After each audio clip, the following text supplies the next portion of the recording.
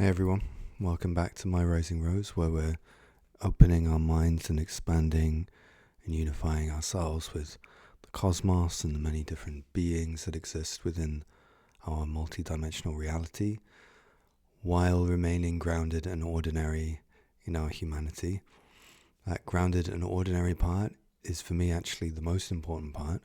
I think for some people, they come to a channel like this and they really, to be honest, just want to escape from this ordinary life and kind of run off into a kind of fantasy land of spiritual evolution and all these different beings and things, and I've gone through times where I've been like that, and maybe I will again. I think it's unlikely because generally I actually really value just being a grounded and ordinary human. Like, to me, that's the highest achievement, being a grounded ordinary human. All the other stuff is kind of secondary to that. And there's plenty of that other stuff, and it's really wonderful, but it's kind of included in the ordinary humanness.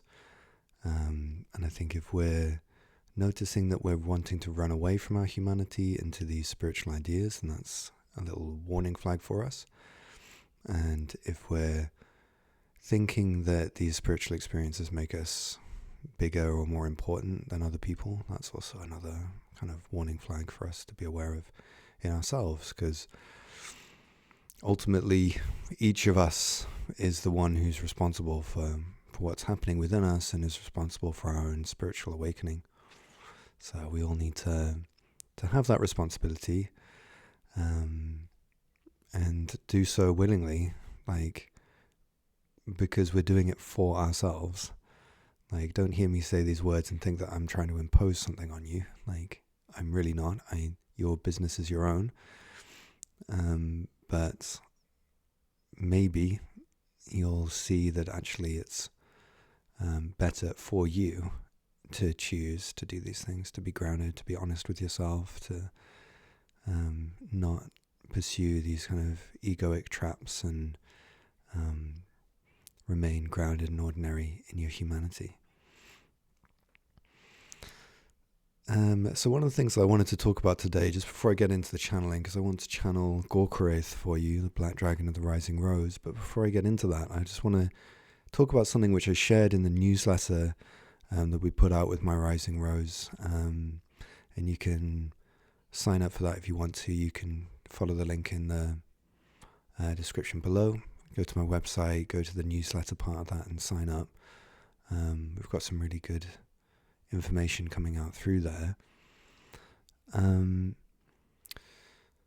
what I was saying in it is something that I've been really trying to articulate to people, because I think the more I do this dragon channeling, the more people think that that's kind of the only thing that I do and that's what I'm all about, which isn't true. I never felt like I was the dragon guy. It's kind of flattering, to be thought of in that way. It's kind of a cool thing to be thought of. But I notice people calling me that, and kind of part of me getting a bit too overexcited about that. I'm kind of someone important now, and also noticing that it just doesn't feel true. I don't feel like I'm the dragon guy. I don't feel like I ever made some kind of lifelong commitment to be a channel of dragons. It never felt like that. It felt like what I feel like my job isn't to be a dragon channel or a goddess channel or a spiritual teacher. I feel like my job is to be myself. My job is to be authentic, whatever that looks like. And obviously, with something like authenticity, if you are being authentic all the time, then what that looks like is going to keep changing, most likely. It's very unlikely that someone who's super, super authentic is just going to completely remain unchanging. Certainly, that isn't my authenticity. It could be for other people. There might be other people who are super authentic and they're meant to be one thing. But that definitely isn't me. Like, I'm supposed to continue changing. So when I first started connecting to the dragons, I had friends around me who were questioning that, like, kind of, sort of like, is this a good and healthy thing? You know, that was one of the obstacles that I had to get over in the beginning, like making sure that the beings that I was connected to were legit and had mine and other people's best interest at heart.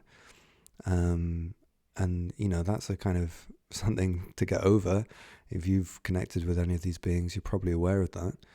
Like, you know, there's a lot of trust that needs to be built over time. So that was something that happened more and more over time. It's like I noticed over and over again that when these beings were supporting me, everything was going well, and that they hadn't done anything to cause harm as far as I could see. So then I started noticing that I was giving way too much authority to the opinions of people who weren't even having the experience that I was having.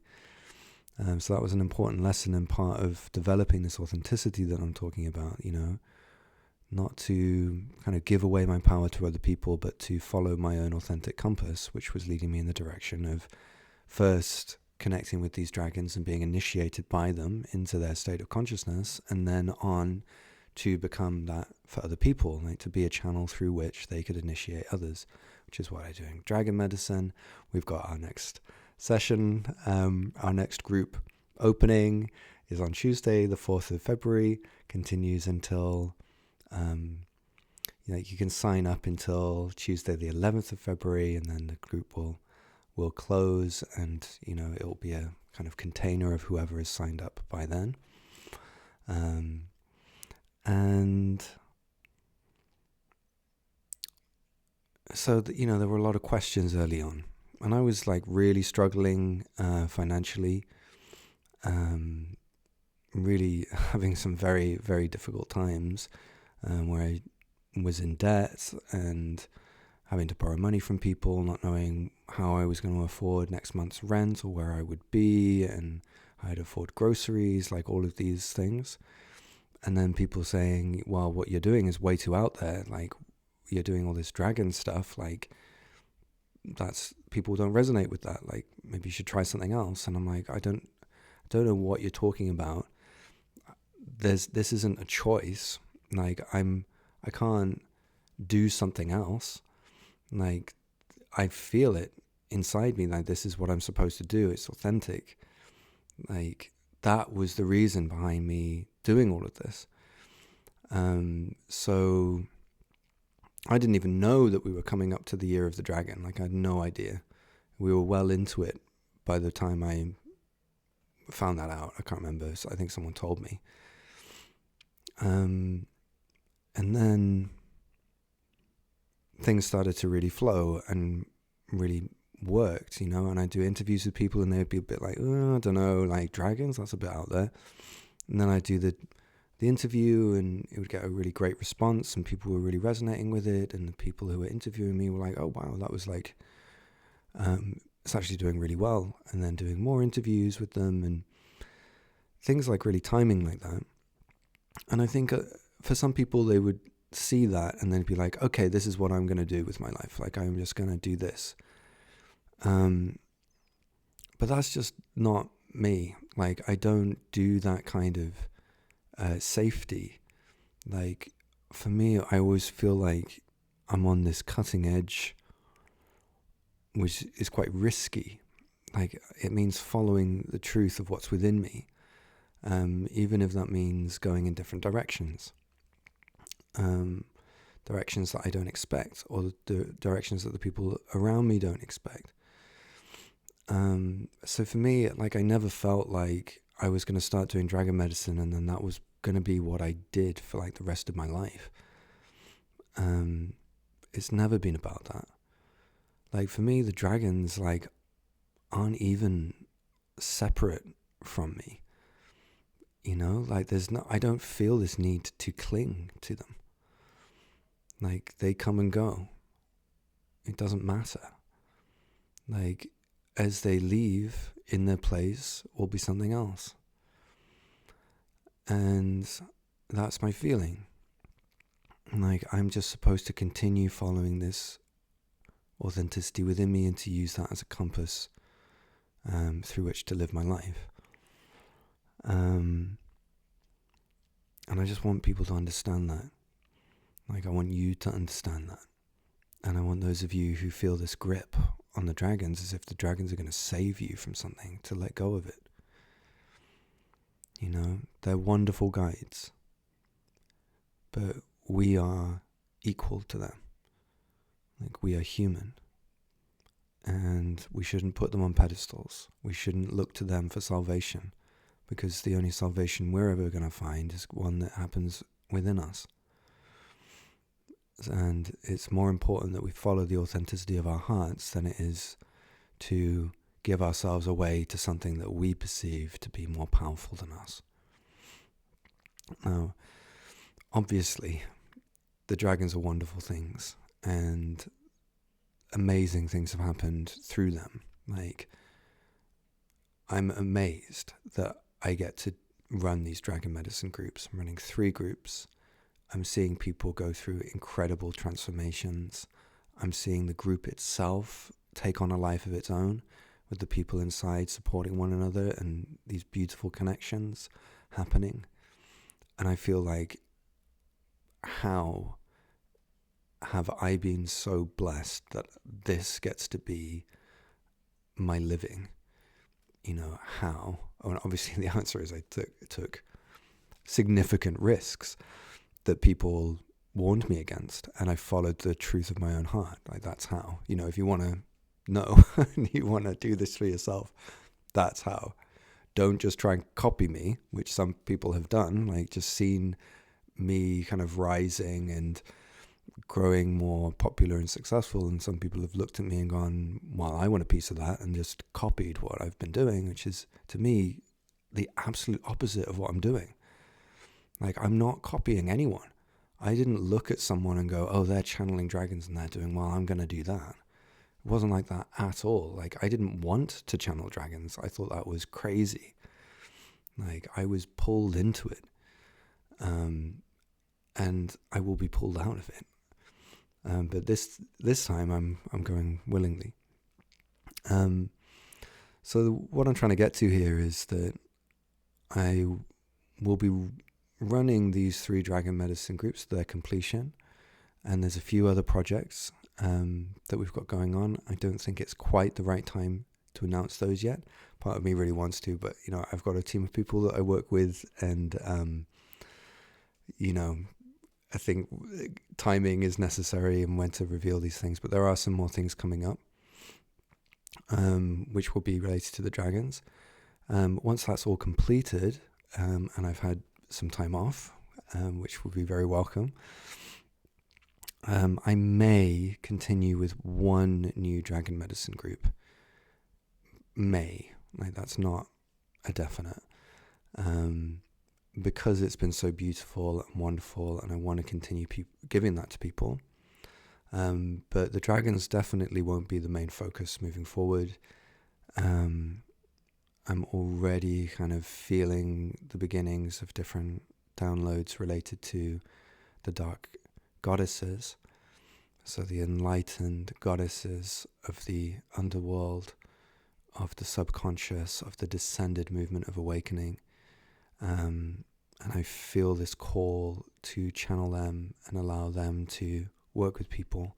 I've experienced some potent initiations from them and gone through certain almost like mythological transformations directly related to them, which I want to share with people. And that's probably my strongest element, like this whole descended movement, and my connection with these goddesses is very strong. So I expect it will be really powerful and transformative and valuable for many of you. So I came up with this idea. I'd been feeling it for quite a while. I was articulating it to people and being like, you know, this is what I want to do, and kind of feeling a bit of resistance to that from people, but kind of explaining to them why and being like, okay, this is what we're going to do. I have to keep being authentic and moving in that direction. And then I got this lovely confirmation. Like, I had no idea what the kind of Chinese New Year was looking like. But then a few days ago, after having like announced this to certain people, I saw someone saying that we were moving out of the year of the dragon and into the year of the snake. And that if you know much about the enlightened dark goddesses, you know that a very common symbol for them is the snake. So it's so fitting to do that. But again, it's not like I saw that it was the year of the snake and I go, oh, okay, I know what I'm going to do now. I'll do this. It wasn't like an intellectual thing. It was something that happened authentically. It happened naturally. And then it was confirmed by seeing this thing about the year of the snake. I'm just really trying to highlight this because, to be honest, there's quite a lot of fake people out there. People who are really just almost completely stuck in their minds and just thinking themselves in some kind of awakened state. And to be honest, it's quite insulting to anyone who's really been through it, because awakening isn't a walk in the park, and you have to earn your stripes through this journey. So these people who just kind of see someone doing something and then imitate it, they're kind of my teacher friend, she used to have a good way of describing people like that. She was like, they're like toddlers trying on their parents' clothes. It's like, it's cute, it's sort of, but it's obviously absurd. That isn't an adult, that's a child putting on adults' clothes. So there's a lot of that going around. You're never going to get that from me. Like, I'm just going to stay authentic. I'm just going to keep doing what I'm doing. I'm sure at times people will find it confusing and want me to do other things, but honestly, I don't care. Like, I'm just here to be myself. And if you find yourself projecting onto me or thinking that I'm supposed to be a different way, then, you need to take a look in the mirror and ask yourself why you're doing that. Why do you need to control what somebody else is doing and how they're living their life? So, that was, I think the enlightened dark goddesses are stirring in the way that I'm speaking here. I didn't even realize, I come here and I sit down, I don't know what I'm going to talk about. Like, I don't have a plan or anything. I just sit down and I start speaking. I had a feeling that I would channel Gorkarath, but I didn't know what I was going to talk about. And I realize now that Gorkarath is the black dragon of the underworld, and is a very appropriate being to be channeling just after saying everything that I just said. So, with all that in mind, I don't think I've got any other announcements. There's lots of interesting stuff coming over the following months.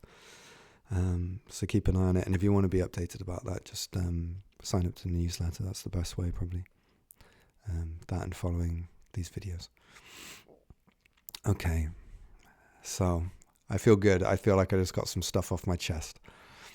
So now I'm going to channel Gorkarath, Black Dragon of the Rising Rose, for you, and let's see what he has to say in this channeling.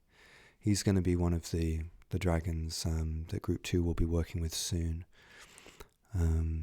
They're going into the upper chakras on the 4th of February, so it's relevant to those of you who are considering signing up for that as well. Okay, so here we go.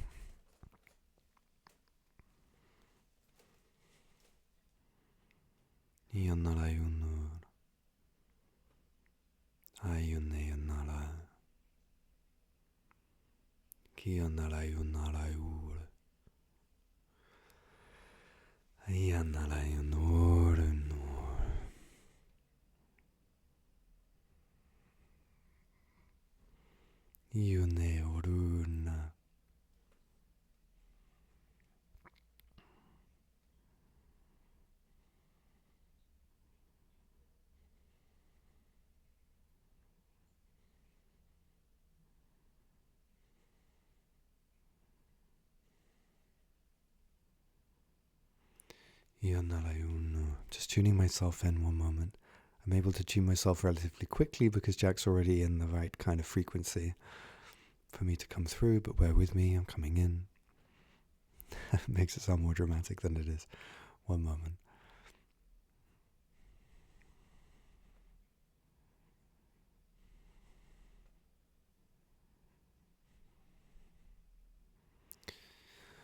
I am Gorkores, Black Dragon of the Rising Rose, Dragon of the Underworld, and don't let that phrasing frighten you. For some of you it will, but honestly, if you're too frightened by it, then you can just turn this video off and go about your day. You don't need to follow any of this. Really, I'm speaking to those of you who can sense the fact that I am a protective being. That's who I'm dedicating myself to as I'm speaking right now. I'm dedicating myself to those of you who are actually willing and able to receive the message that I'm giving you. I want to give that unadulterated. I want to give that unfiltered. I want to give that fully empowered and raw. Jack's in a good mood today, so I can bring myself through quite smoothly. So there are 9 dragons of the Rising Rose who teach through dragon medicine. There is another, but we won't go into that right now.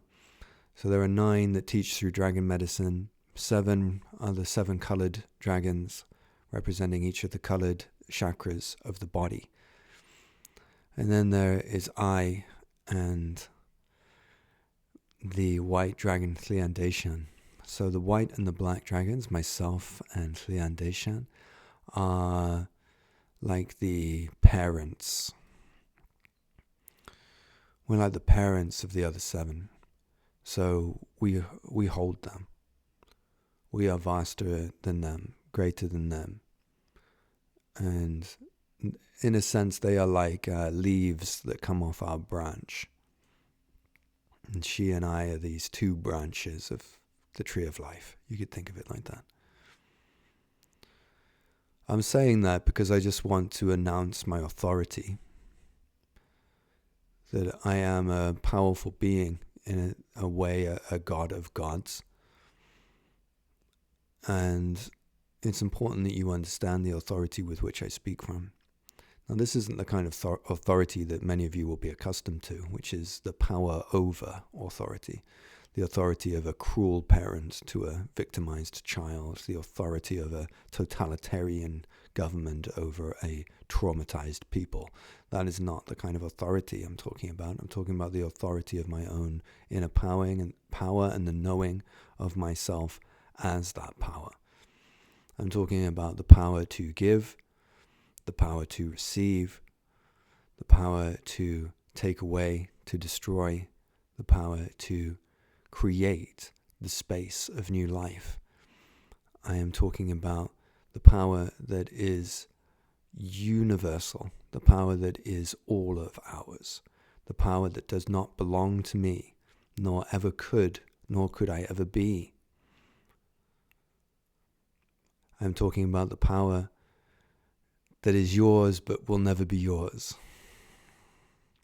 The power that flows through you like the wind flowing through the leaves.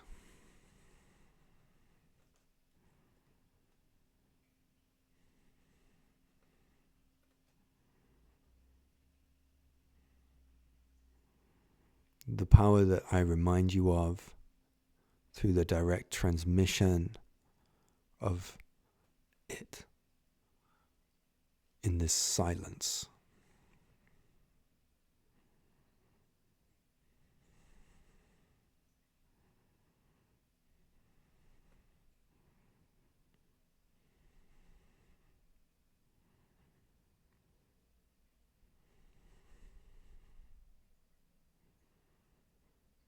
Some of you know your power. Some of you are afraid of it. Some of you know that it is not yours.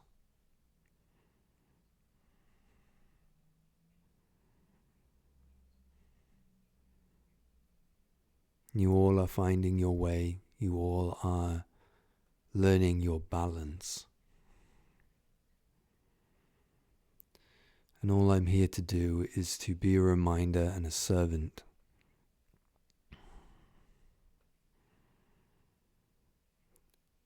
In a way, to be a servant of power itself.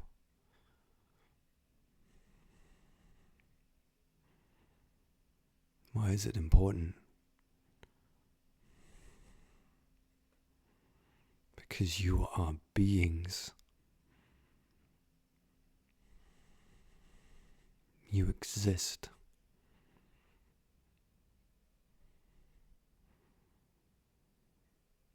And a being that exists has the right to its power.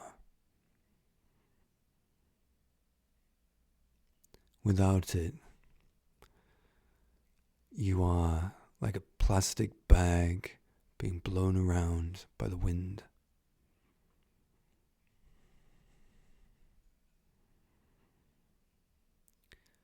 With it,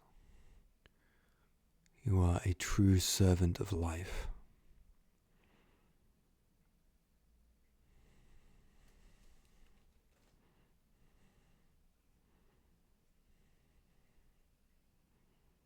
Let's sit in silence for a moment and see if you can remember.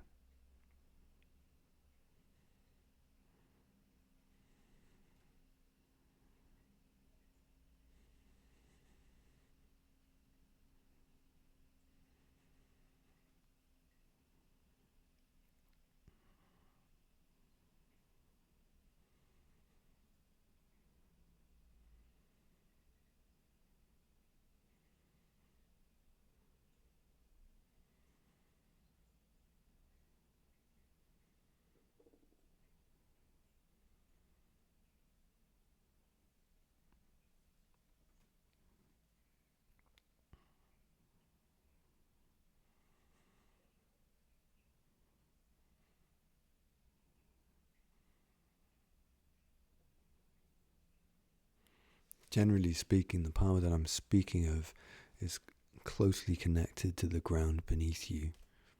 Not only the physical ground of this world, but the spiritual ground of this entire universe and more.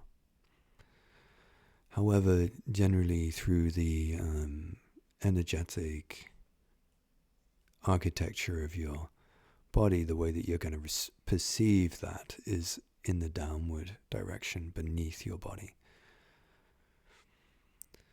And there are many ways that your body can respond to this remembrance, such as the tingling in your body, pulsating sensations, the throbbing sensations, a sense of aliveness rising somehow from inside the earth into your body. We could describe this in many ways, but in some ways what's happening is the chi of the world is becoming your chi. The energy of the world is becoming your energy. Or, put another way, you are becoming a true vessel of this world's chi. This cosmos is a chi. And in so doing, you are being a servant of said chi and said cosmos. I'm doing my best to describe these things to you through words. It's a challenging thing to articulate at the best of times, least of all while I'm downloading my consciousness into this relatively small and unsophisticated man. Not to disrespect him in any way. I am truly humbled and honored to be able to express myself through something so small.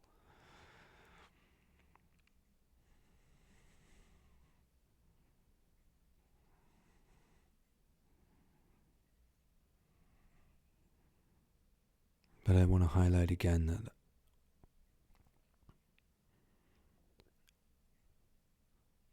it's through the direct transmission of energy that I remind you of all of this. And frankly, I really just want to speak to people who get that. Some of you will be getting it.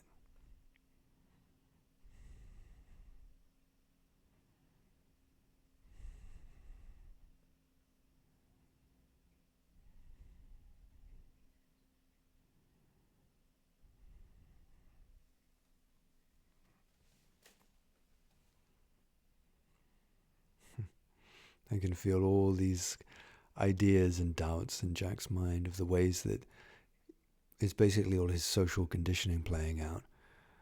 And he's saying like that I'm being too direct or too harsh or whatever it may be.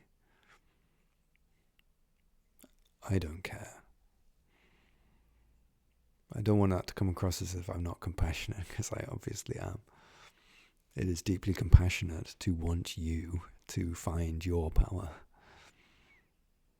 and to move beyond it. But I'm not going to be able to show that to you if I subvert my own. I'm here to be a model, a role model, a way shower. And to do that, I have to be it. Unapologetically. I'm going to show Jack how to do that.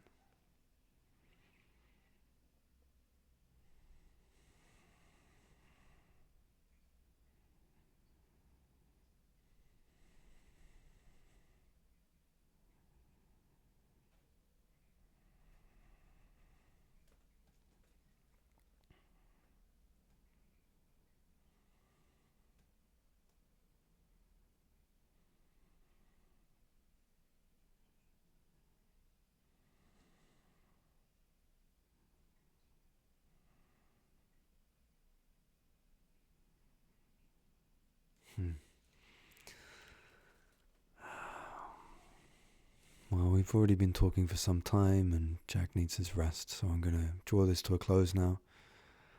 I'm going to be channeled for the first time in Dragon Medicine this Thursday, which is a wonderful thing. Unfortunately, you won't be able to join that if you're not already within Group 1. But if you do want to work with me, you can do that through Group 2, as Jack was talking about before. I'm going to take a moment now just to address people who think that it's somehow strange that I would talk about how people can work with me through this medium, as if that's somehow unspiritual. How exactly do you expect me to share my message and energy with people otherwise? What exactly is your grand plan for how I should reach the masses? What little games are you playing with yourself? What silly little rules do you apply to yourself and then project onto me as if I should or should not be certain ways? What kind of madness have you deluded yourself into thinking is sanity? We all have to step free and stop these silly games.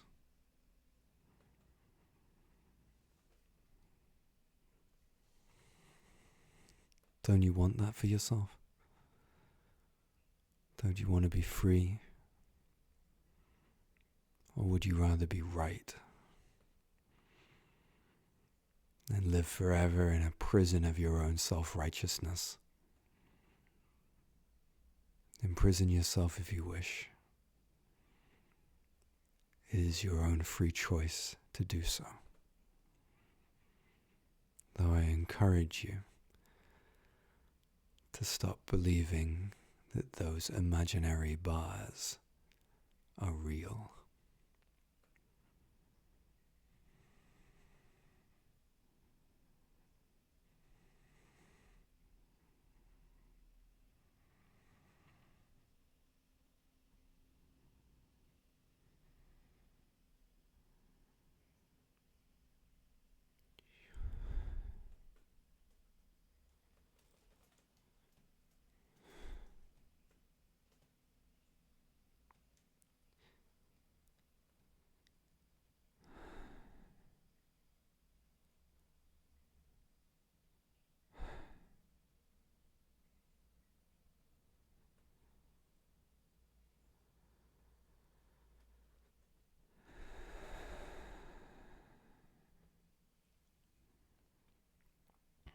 That's all I have for today.